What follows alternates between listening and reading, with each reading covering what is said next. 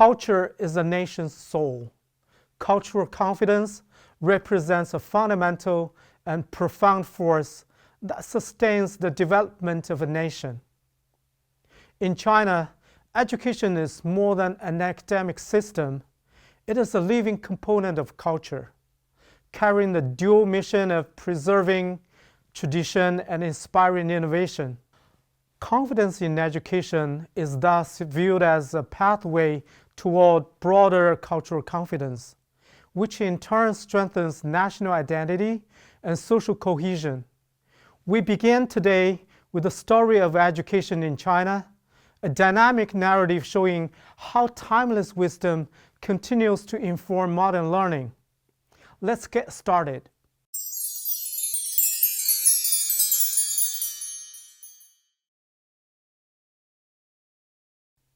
Since ancient times, the Chinese people have upheld a profound respect for teachers and the pursuit of learning. This vision embodies deep-rooted values that have guided education for centuries, viewing education as the foundation of good governance, ensuring access to education for all, adapting teaching to individual aptitudes, recognizing the teacher's role in guiding values, imparting knowledge, and resolving doubts. Among these classic educational traditions, one important idea still resonates today: people should be educated after they are enriched. According to the Analects of Confucius, when asked about what shall be done for the numerous people in the state, Confucius said, "Enrich them." His disciple continued to ask, "And when they have been enriched, what more shall be done?" He then replied, "Teach them." This suggests that a state should first ensure population growth, social stability, and improved livelihoods before extending educational and moral guidance.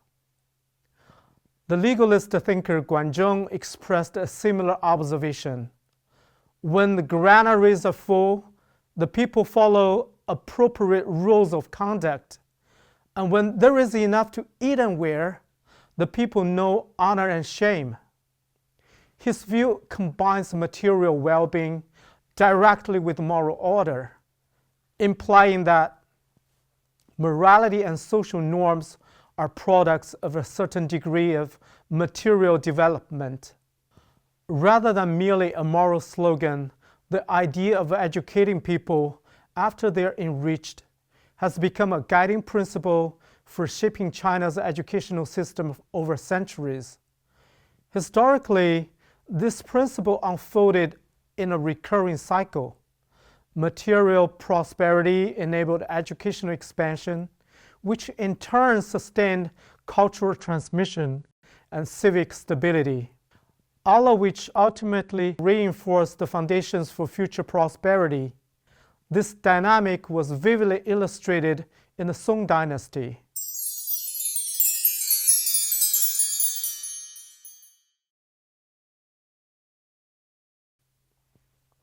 The Song dynasty stands out in Chinese history for its extraordinary economic growth.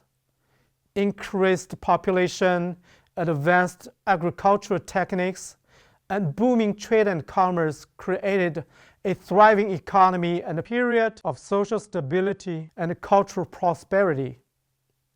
Historical research indicates that per capita GDP in the northern Song was among the highest globally at the time. According to historians, the daily income of an ordinary civilian was approximately 100 yuan. Yuan is an ancient currency unit. Considering the living standards of over 1,000 years ago, this was a considerable sum of income.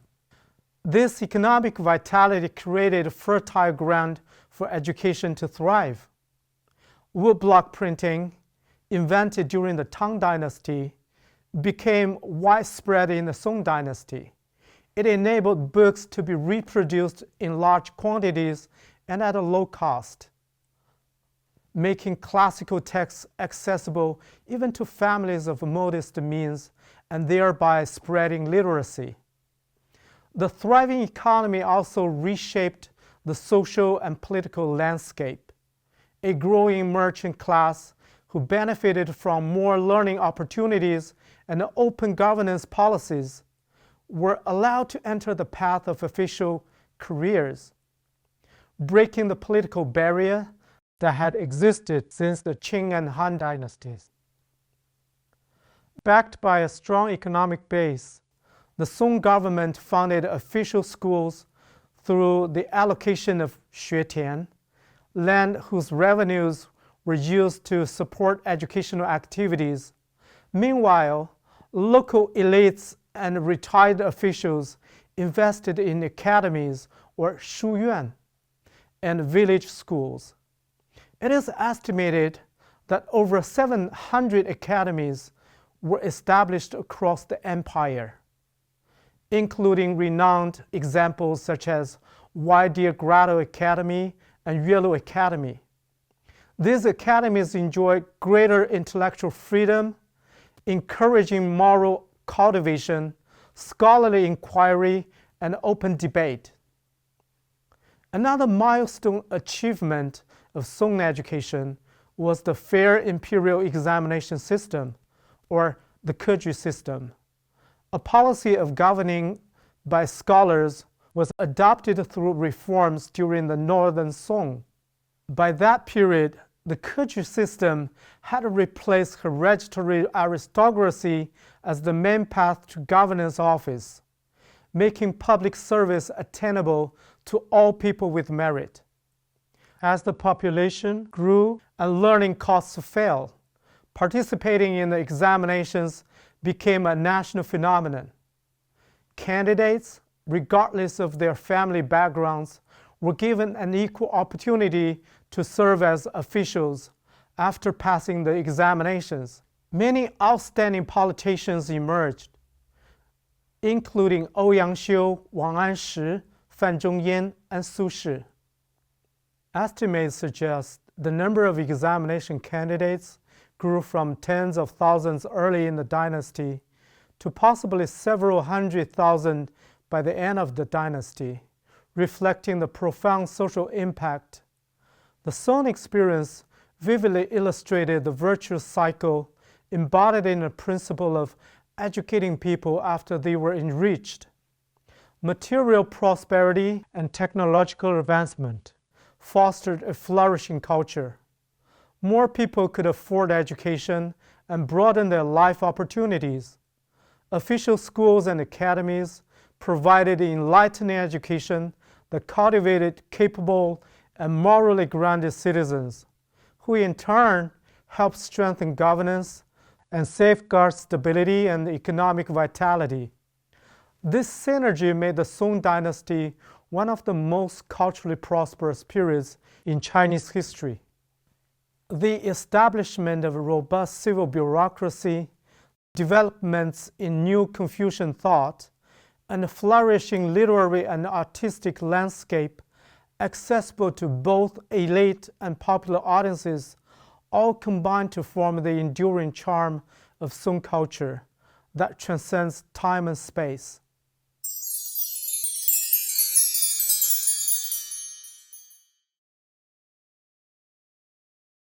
The idea of educating people after they are enriched continues to shape Chinese education in the modern era to meet the needs of a fast-changing society. Sustained economic growth has created the material base for systemic reforms. National expenditure on primary schools, junior high schools, senior high schools, vocational schools, and universities saw a great increase in recent years. At the same time, surveys show that households spend on average around 20% of their annual income and nearly 10% of their total annual expenditures on education. Education is considered not only a personal gateway to opportunity, but also a vital pillar of national progress and innovation. Today, China's modernization in education is reflected in many aspects, with a focus on ensuring high-quality education for all. Policies are issued with aims of fostering virtues, improving teaching standards, and advancing scientific and technological innovation and talent cultivation.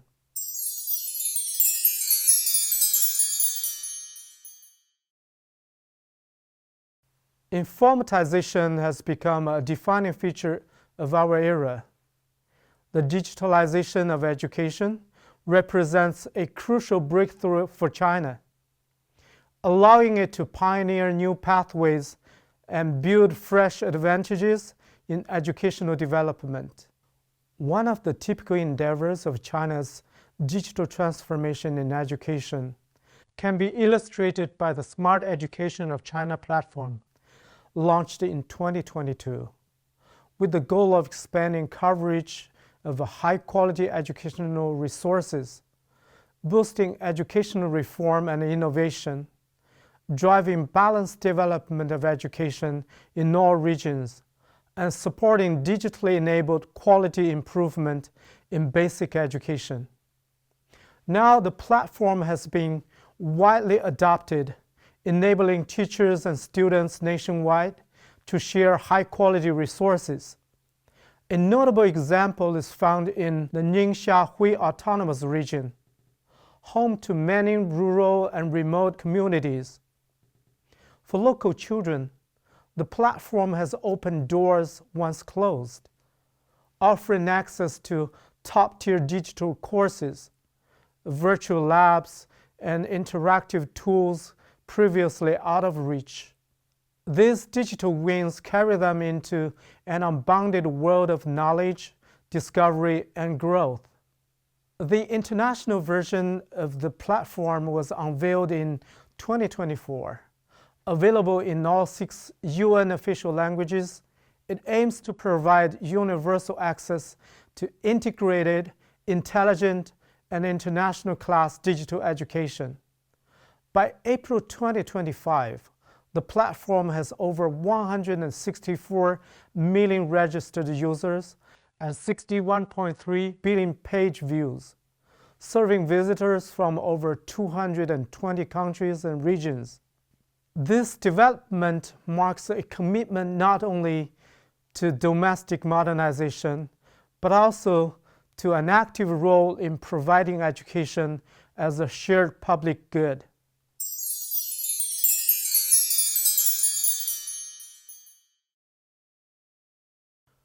Modernization in Chinese education is not limited to technological innovation. It also involves cultural renewal. Traditional arts are experiencing a revival among younger audiences through guochao, or Chinese fashion trend, which combines traditional culture with a modern design. The Peony Pavilion has long been regarded as a masterpiece of Chinese literature and country opera.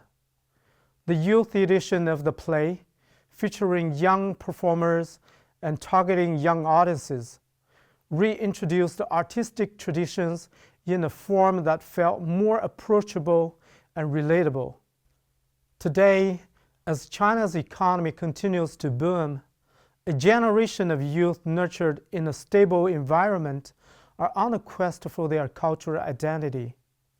The youth edition of the Peony Pavilion helps them realize that the traditional Chinese culture contains such exquisite artistry, thus fostering cultural pride in national heritage. Together, these cases show that prosperity enables broader learning opportunities and education enriches society in return. Just as printing in ancient times made knowledge accessible to the ordinary people, innovations in the modern era are helping educational and cultural resources reach wider audiences.